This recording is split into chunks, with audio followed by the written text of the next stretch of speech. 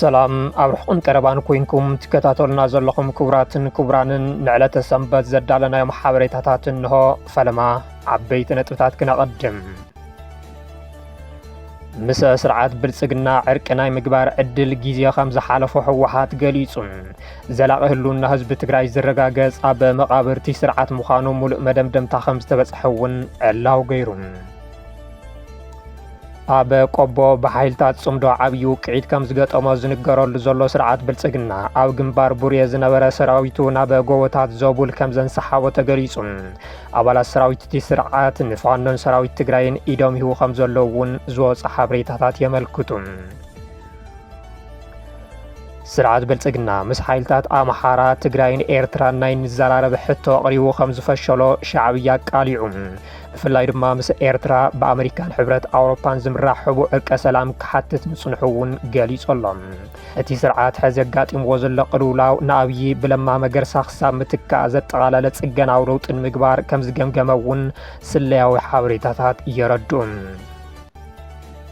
ሕዚ ናይዚኦምን ካልኦትን ዝርዝር ክነስምዐኩም ኢና ሰናይ ጻንሒት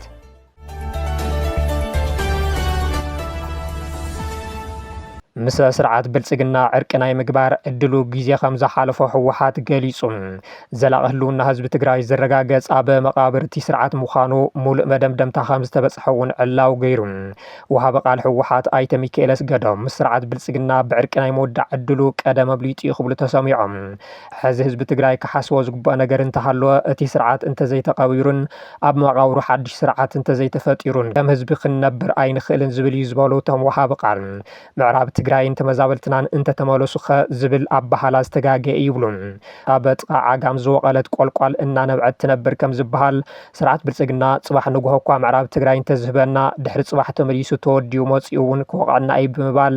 መፍትሒኡ እቲ ስርዓት ሙሉእ ብምሉእ ምፍራስ ከም ዝኾነ ኣረጋጊጾም ሓደጋ ህልውና ህዝቢ ትግራይ ስርዓት ብልጽግና ብምዃኑ ምእንታን ክንህሉ ድማ ነቲ ጠንቂ ህልውናና ዝኾነ ስርዓት ክንኣለለና ነዚ ምዕራፍ እዚ ኢና ክንዳሎ ዘለና ብምባል ድማ ህወሓት ንስርዓት ብልጽግና ንምእላይ ከም ዝወሰነ ወሃቢ ቃል ኣይተ ሚካኤለስ ገዶም ገሊጾም ህወሓት ኣብ ቃልሲ 17 ዓመታት ፈላማይ ንትግራይ ካብ ጨቋኒ ስርዓት ደርጊ ሓራ ንምውፃእ ኢሉ እኳ ኣሽሓት መናእሰይ እንተሰለፈ ድሓር ግና ሓሳቡ ቀይሩ ናብ ማእኸል ዓዲ ገስጊሱ እዩ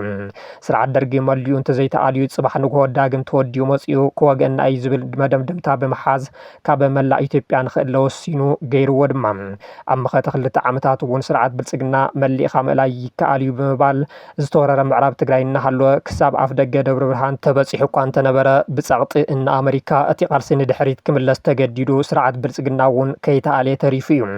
ሕዚ ኸ ከምቲ ዝሓለፈ ከም ዘየጋጥም እንታይ ውሕስና ኣሎ ዝብል ሕቶ ከም ዘሎ ኮይኑ ኣብ ባህላ ኣይተ ሚካኤል ህወሓት ግዝኣትን ተመዛበልትን ትግራይን ምምላስ እንተይኮነስ ዝቃለስ ዘሎ ስልጣን 4 ኪሎ ንምሓዝ እዩ መናእሰይ ዝገፍፍ ዘሎ ዝብል ክሲ ገለ ወሃብ ትርኢቶ ዘጠናኸር እዩ ብምባል ይቀባበልዎ ኣለዉ ምዕራብ ትግራይ እንተህውና ተፈናቀል ተመሊሱ ከም ዝበሃል ነገር የለን ኣብ እግሪ ጫዓ ዝወቐለት ቆልቋል ተኣትኾን ናነብዐት ትነብር ስርዓት እንተዘይፈሪሱ ምዕራብ ትግራይ ጽባሕ ንግሆ ተገዲዱ ተዝህበና እውን ተወዲኡ መጺኡ ድሕሪ ጽባሕ ንግሆ ይዘዋና ማለት እዩ ናይ ህልውናና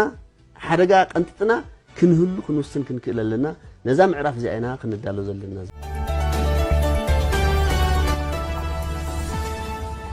ኣብ ቆቦ ብሓይልታት ጽምዶ ዓብዪ ውቅዒት ከም ዝገጠሞ ዝንገረሉ ዘሎ ስርዓት ብልጽግና ኣብ ግንባር ቡርየ ዝነበረ ሰራዊቱ ናብ ጎቦታት ዘቡል ከም ዘንሰሓቦ ተገሊጹ ኣባላት ሰራዊት እቲ ስርዓት ንፋኖን ሰራዊት ትግራይን ኢዶም ይህቡ ከም ዘለዉ እውን ዝወፁ ሓበሬታታት የመልክቱ 9 ነሓሰ 2018 ዓመተ ምህረት ኣብ ወረዳ ራያ ቆቦ ከባቢታት ጮቢ በር መጥቃዕቲ ከፊቱ ንኣስታት 1 ሰዓት ዝጸንሐ ልውውጥ ተኽሲ ከም ዝተኻየደ ዝፍለጥ ኮይኑ እዚ ድማ ኣብ መንጎ ዕጡቕ ሓይሊ ፋኖን ሰራዊት ብልጽግናን ከም ዝተኻየደ ሓበሬታ ዝወፁ ዘለዉ ዋላ እኳ ተጋሩ ደገፍቲ እቲ ስርዓት ሰራዊት ትግራይ እውን ተሳትፉ ዝብል ሓበሬታ እናነፈሱ እንትኾኑ እዚ ግና ካብ ዘይሻራዊ ኣካል ዛጊደ ይተረጋገፀን ኣብቲ ስርዓት ብልጽግና ኪሳራታት ከም ዝበፅሕዎን ውሑድ ዘይበሃል ሓይሉ ድማ ናብ ፋኖን ሰራዊት ትግራይን ኢዱ ከም ዝህቡ ዘለዉ እውን ይግለጽ ኣሎ ኣብ ቆቦ ኪሳራ ዝበፅሖ እቲ ስርዓት ኣብ ከተማ ቆቦ ምንቅስቓስ ተሽከርከርቲ ዝኣገደ ኮይኑ ናብቲ ከባቢ ተወሳኺ ሓይሊ የጓዓዝ ከም ዘሎ እዩ ዝወፁ ዘሎ ሓበሬታታት ዘመልክቱ ዓሰብ ንምሓዝ ናብ ግንባር ቡርየ ፀጊዕዎ ዝነበረ ሰራዊት ሰራዊትን ኣጽዋርን ሕዚ ናብ ወሰን ትግራይ ከባቢ ቆቦን መጋለን የጸግዑ ከም ዘሎ ተፈሊጡ እዚ ወተሃደራዊ ምንቅስቓስ ስርዓት ብልጽግና ጉዳይ ዓሰብ ብሕደረ ቀሚጡ ሙሉእ ሓይሎ ብልዕሊ ትግራይ ንምግባር ዝዓለመ ከም ዝኾነ ፖለቲካዊ ተንተንቲ ይዛረቡ እቲ ኣብ ግንባር ቡርየ ዝነበረ ሓይሊ እቲ ስርዓት ናብ ወሰን ትግራይ ምንቅስቓስ ጀመረ ካብ ውግእ ሸረሪና ንድሓር እኳ እንተኾነ ትማሊ ኣብ ቆቦ ዝነበረ ውግእ ስዒቡ ድማ ካሊእ ተወሳኺ ሓይሊ ከም ዘሰሓበ ይንገረሎም ሕዚ ንዓሰብ ንኽወረር ኣብ ግንባር ቡርየ ዝነበረ ሓይሊ ብልጽግና ብመጠኑ ከም ዝነከየ ዝሕብሩ ፍልፍላት እንተኾነ ነቲ ከባቢ መሊኡ ኣይገደፎን ይብሉ ኣብ ዓፋር ዘሎ ምስሌነ ምምሕዳር ስርዓት ብልጽግና ንምእላይ ኣብ ኤርትራ ኮይኑ ክዕጠቕን ክስልጥንን ዝጸንሐ ሓይሊ ዓፋር እጉጉሞም መጥቃዕቲ ንምኽፋት ኣብ ምድላው ብምህላው ነዚ ዝሕሉ ሓይሊ ኣብ ግንባር ቡርየ ከም ዝተቐመጠ እናተገለጸ ይርከብ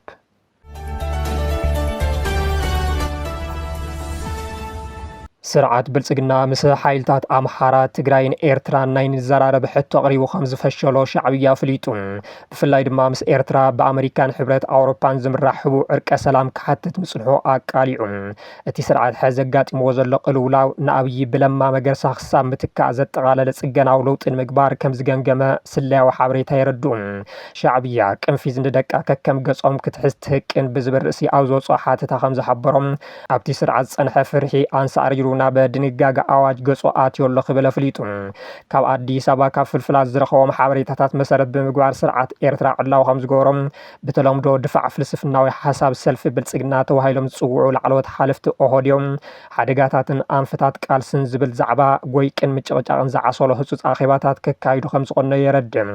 ኣብቲ ኣኼባ ድማ ንቀዳማይ ሚኒስትር ኣብይ ሓዊሱ ገለ ሓለፍቲ እቲ ኦህዴዮም ብምትካእ ጽጋናዊ ለውጢ ነምጽእ ክሳብ ዝብል ሓሳብ ከም ዘልዕሉ ዘመላኸተ ሻዕብያ ዘውፅኦ ስላያዊ ሓበሬታ ነዚ ዝተባሃሉ ኣካላት ጸጥታ ህጹጽ ስውርን ውሽጣውን ሕገ ደንቢ ብምሕላፍ ሴንትራል ኮማንድ ውድብ ብልጽግና ዘይፈልጦ ምይይጥ ከይካየድ ብትሪ ኣጠንቂቖም ይብል ኦህዴው ኣንጻር ኤርትራን ኣምሓራን ዝወጠነ ውጥን ዳርጋ ሙሉእ ብሙሉእ ከም ዝፈሸሎን ላዕለዎት ሓለፍቲ እቲ ውድብ ድማ ስትራቴጂካዊ ፍሽለት ምህንዳስ ስነ ሓሳብ ኦሮ ትግራይ ከም ቀንዲ ጠንቂ ናይ ዝሕዚ ኣትዮምዎ ዘሎ ፈታኒ መድረኽ ምዃኑ ክግምግሙ ከም ዝተገደዱ ብምሕባር እቲ ብኣሜሪካን ሕብረት ኣውሮፓን እንዳተመርሐ ከመፈተነ ግብራውነቱ ክፍተሽ ዝጸንሐ ዕርቀ ሰላም ምስ ኤርትራ ኣብ ዕጹብ ማዕጾ በጺሖሎ ክብል ሓቢሩ ላዕለዎት ሓለፍቲ ኦህዴው ብፍሉጣት ተወለድቲ ኦሮሞ ምስ ኤርትራ ዝገበርዎ ናይ ዝርብ ህቃነታት ብመንግስቲ ኤርትራ ሙሉእ ብሙሉእ ከም ዝተነጸገ እዚ ድማ ኤርትራ ኣብ ጉዳይ ቃልሲ ህዝብታት ትግራይን ኣምሓራን ፍጹም ሕድገታት ክትገብር ስለ ዘይትኽእል እዩ ይብል እቲ ዝረኸብናዮ ሓበሬታ ቅንፊዝ ንደቃ ከከም ገጾም ክትሕዝ ትህቅን ዝብል ምስላ ኣቦታት ምስ እዚ ሕዚ መሪሕነት ኦህዴው ዝሓቀኖ ህቃነን ተሸሚምዎ ዘሎ ውድቀትን ዝመሳሰል ብቐንዱ ድማ ፍሽለት ውድብ ብልጽግና ምስ ኤርትራ ትግራይን ኣምሓራን ዝፈተኖ ናይ ንዘራረብ ስልቲ ዝኸይድ ከም ዝኾነ ብምሕባር ሓደ ካብቲ ምስ መንግስቲ ጥልያን ኣሰሓይቡ ዘሎ ጉዳይ እውን ሕብረት ኣውሮፓ ንኦቦ ለማ መገርሳ ንቅድሚት ኣምጺኻ ጽገና ክካየድ ይኽእል እዩ ዝብል ካሊእ ኣናቋቲ ሓሳብ ምስ ምዃኑ ይብል ካብ ጽሑፍ ስላያዊ ሓበሬታ ኤርትራ ምርዳእ ዝከኣል ስርዓት ኦህዴው ምስቶም ናብ ኣዲስ ኣበባ ዝኸዱ ፖለቲከኛታት ተጋሩ ዝፈጠሮ ጽምዶ ከም ዝደለዩ ከም ዘይተጓዓዘሉ ምስ ትግራይን ኣምሓራን ብፍላይ ድማ ምስ ኤርትራ ብሑ ዘቕረቦ ዝነበረ ናይ ንዘራረብ ሕቶ ከም ዝተነጸገ ብኣብይ ተደፊኦም ኣብ ጣልያን ዝርከቡ ለማ መገርሳ ናብ ኢትዮጵያ ብምምላስ ንኣብይን ምትካእ ብመንግስቲ ጣልያን ዝቐረበ ሓሳብ ካሊእ ኣብቲ ስርዓት ደገፍን ተቃውሞን ከም ዘሰዓበ ዘመላኽት እዩ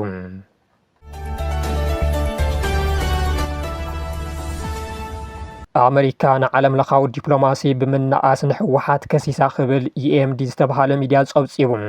እቲ ማዕኸን ዜና ዶክተር ደብረጽዮንን ኣምባሳደር ማሲንጋን ብስልኪ ዝርርብ ከም ዘካየዱ ካብ ሰበስልጣን ሕወሓትን ኤምባሲ ኣሜሪካን ኣረጋጊጸ ክብል ጸብጺቦሎም ሕወሓት በኣንጻሩ ዝኾነ ዓይነት ዝርርብ ከም ዘይተገበረን እቲ ሓበሬታ ብሕሶት ዝተፈብረኸን ክብል ነጺግዎም ብፕሮፌሰር ጌታቸው ሰፋ ዝውነን EMD ዝተባሃለ ማዕኸን ዜና ሎሚ 10 ነሓሰ 2018 ዓ.ም ሒዝዎ ዝወፀ ጽሑፍ ከም ዘመልከቶም ኣምባሳደር ኣሜሪካ ምስ ደብረጽዮን ገብረ ሚካኤል ብስልኪ ከም ዝተዛረሩን ሕወሓት መንግስቲ ምቕባር ዝብል ዝሓዞ መትከል ከም ዝተቃወምዎን ዝሕብር እዩ እቲ ማዕኸን ዜና ንፖሊት ቢሮ ሕወሓት ቅርበት ዘለዎም ፍልፍላት ኣረጋጊጾምለይ ብምባል ከም ዘጸብጾም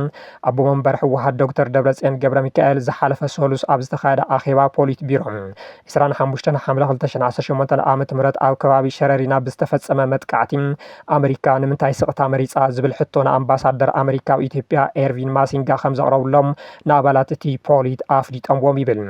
ደብረጽዮን ነቲ ኣኼባ ኣብ ዘቕረብዎ ጸብጻብ ትግራይ መጥቃዕትን ትበጽሓ ኣሜሪካ ንምንታይ ስቕኢላ ኢሎም ነቶም ኣምባሳደር ከም ዝሓተትዎም እቶም ኣምባሳደር ድማ ንስኻትኩም ኢኹም ነቲ መጥቃዕቲ ጀሚርክዎ ብምባል ከም ዝመለሱሎም ዘመላኸተ እቲ ሓበሬታ ብፍላይ መንግስቲ ካብ ምቕባር ደው ይንብልን ዝበልካ ንስኻ ኢኻ ንዲፕሎማሲ ዝተጻረርካን ዘዳኸምካን እውን ንስኻ ኢኻ ከም ዝበልዎም ይዝርዝር። እዚ ዝግለጽ ዘሎ ኣብዚ ቀረባ እዋን ዘበት ንብሔራዊ ብርሰት ብዝብል መሪሕ ቃል ኣብ ዝተኻየደ ህዝባዊ መድረኻት ህወሓት ደብረጽዮን ገብረ ሚካኤልን ሓላፊት ቤት ጽሕፈት ፈትለወርቂ ገብረ እግዚኣብሔርን ዝርከብዎም ላዕለወ ሰበስልጣን ትግራይ ኣብ ዘጋጥም ዘሎ ፖለቲካውን ጸጥታውን ኩነታት ኣብ ዘተይሉ እዋን ከም ዝኾነ ኣብሪሁ ኣብ መንጎቶም ኣምባሳደርን ዶክተር ደብረጽዮንን ዝርርብ ስልኪ ከም ዝተኻየደ ካብ ኤምባሲ ኣሜሪካ እውን ከም ዘረጋገጸ ጸብጸበቲ ሚድያ ብመሰረት ትፍልፍል እቶም ኣምባሳደር ንደብረጽዮን ኣብ ቀረባ እዋን ካብ ኤርትራ ናብ ትግራይ ዝኣተው ታንክታትን መዳፍዕን ኣሜሪካ ፍልጦ ከም ዘለዋ ብምሕባር ህወሓት ኣብ ባይታን ዝረአ ዘሎ ምዕባለታት ብጌጋ ክትክሕዶ ከም ዘይትኽእል ምጥንቃቖም ይገልጽ። እንተኾነ ሓደ ሽሞም ክግለጽ ዘይደለዩ በዓል ስልጣን ህወሓት ንትግራይ ቱደይ ከም ዝሓበርዎም እቲ ዝበሃል ዘሎ ሓበሬታ ሓቅነት ዘይብሉ ምዃኑ እዩ። እቶም ኣመራርሓ ከም ዝበልዎ ኣሽንኳይዶ ውግእ ሸረሪና ንስኻትኩም ኢኹም ጀሚርክዎም ንመንግስቲ ፌደራል ክንቀብሮ ኢና ትብሉ ኣለኹም ኣጽዋር ካብ ኤርትራ ተእትወለኹም ዝብል መጠንቀቕታታትስ ኣብ መንጎ ዶክተር ደብረጽዮንን ኣምባሳደር ማሲንጋን ዝኾነ ዓይነት ዝርርብ ከም ዘይተኻየደ ብምሕባር እቶም ዝወፁ ዘሎ ሓበሬታታት ወረታት ጸላእቲ እዮም ብምባል ነጺጎምዎም።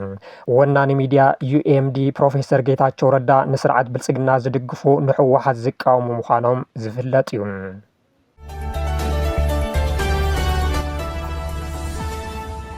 መንግስቲ ሱዳን ሓቀኛ ሰላም ንምቕባል ድልው ምዃኑ ገሊጹ። ጀነራል አልቡርሃን መበል 72 ዓመት በዓል ምስረታ ሓይልታት ምክልኻል ሱዳን ምክንያት ብምግባር ኣብ ዘመሓላልፍዎ መልእኽቲ ሰላም ክመጽእ ዝኽእል ዕጡቕ ጉጅለ ሓይልታት ቅልጡፍ ደገፍ ዕጥቁን ተርጊፉን ናብ ንቡር ህይወቱን ተተመሊሱን ጥራሕ ምዃኑ ኣነጺሮም።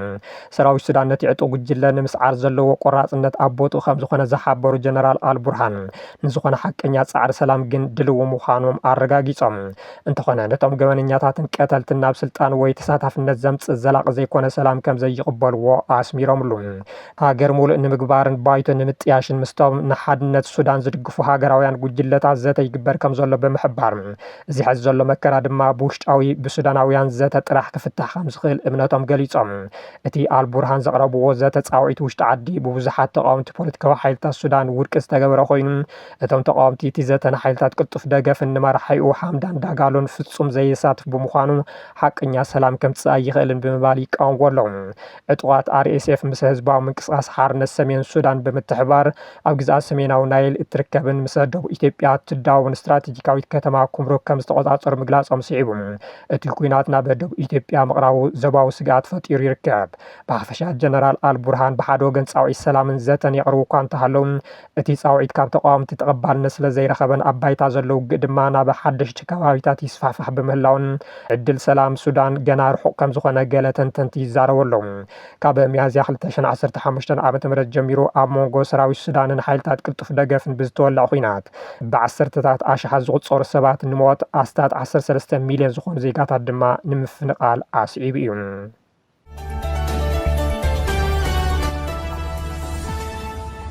ዜናታት እዚ ዕለት ነዚኦም ይመስሉ ነይሮም። ስለ ዝተከታተሉና ኣዝና ነመስግን። ሰላም ድሓን ኩኑ።